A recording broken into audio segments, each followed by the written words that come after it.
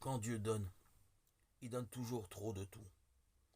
Qu'on songe à la multiplication des pains, où Jésus, après avoir assasié la foule avec 5 pains et 2 poissons, il reste encore 12 corbeilles, ou bien, comme ici dans l'évangile de ce jour, à Cana, ce sont 6 jarres de 100 litres d'eau transformées en vin, soit 600 litres. C'est beaucoup pour des gens qui avaient déjà bu toute la cave. Mais les chiffres ici n'ont qu'une portée symbolique. Ce qu'il faut noter, c'est que ce premier miracle de Jésus est purement gratuit, comme ils le seront toujours, et relève d'un don sans limite. L'abondance matérielle n'est que le reflet de l'abondance du cœur. Dieu n'a pas de restriction quand il donne. Il faut aussi noter la suggestion si discrète de Marie sa mère, ils n'ont plus de vin.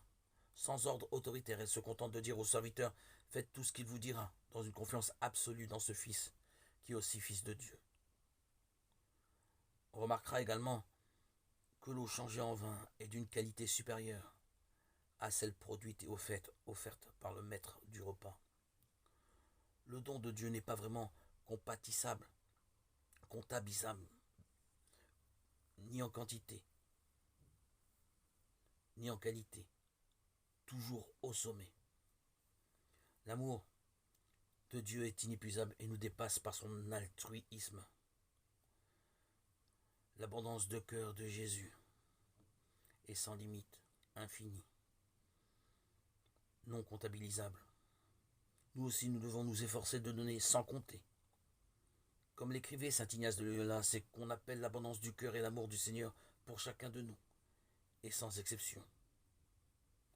Soyons reconnaissants, sachons à notre tour donner, non seulement en répandant de l'amour autour de nous, ne nous appauvrissons pas, mais au contraire, donner nous enrichit.